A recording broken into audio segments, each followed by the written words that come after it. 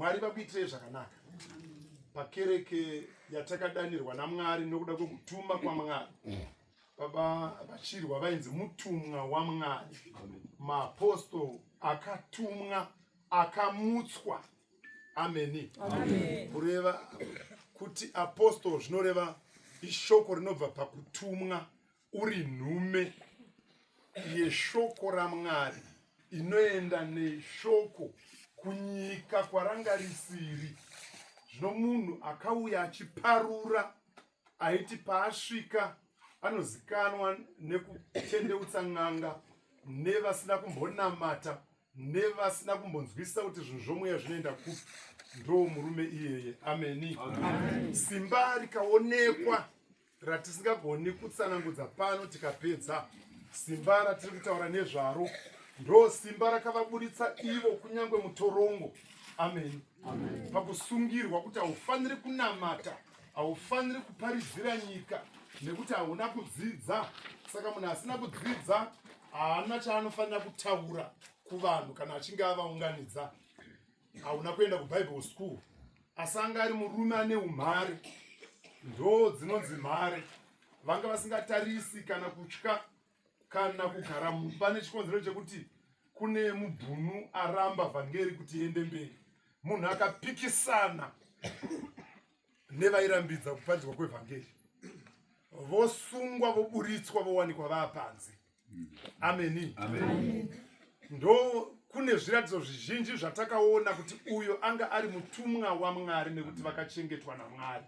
Pahondo zhinji dzavakanga vachiedza kumutsirwa nokuda kwekuti varegere ivhangeri, asi vakaiparidza kusvikira vaenda.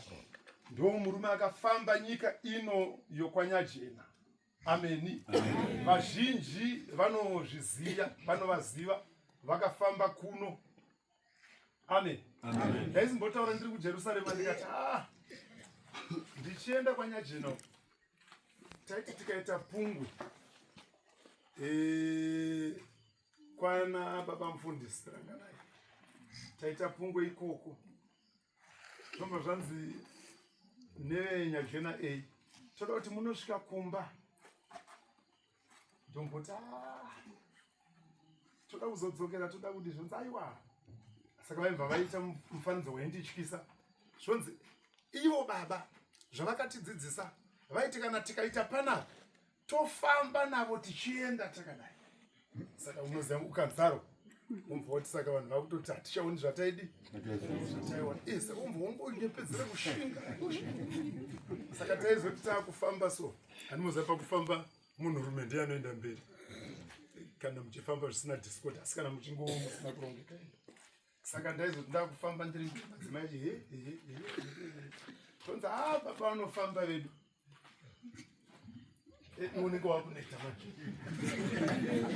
Nzvimbo dzacho hadzina kuenzana, hakuna kuita sekuti hakuna kuti sandara makadai. Saka unenge wakuneta. Baba vanofamba vedu.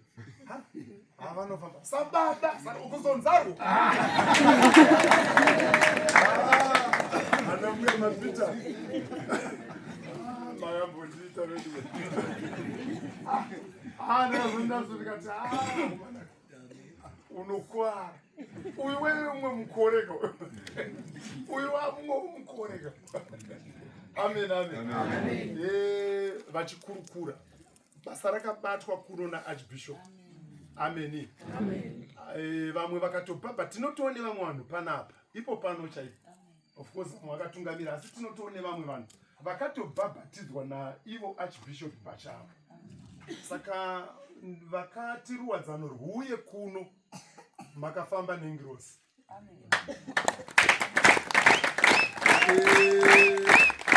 Zvaigona kuti nyika yakatsikwa nemunhu watiri kutaura uyu kuti aibuda pese apa ndobva atsika nyika ino kusvika zvekubhabhatidza vanhu.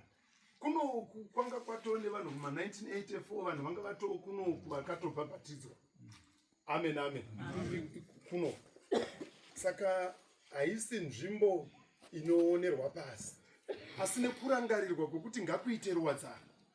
Nemi muchisarudza kuti ruwadzano runofanira kuuya kuno kwandiri chandiitira chinhu chikuru.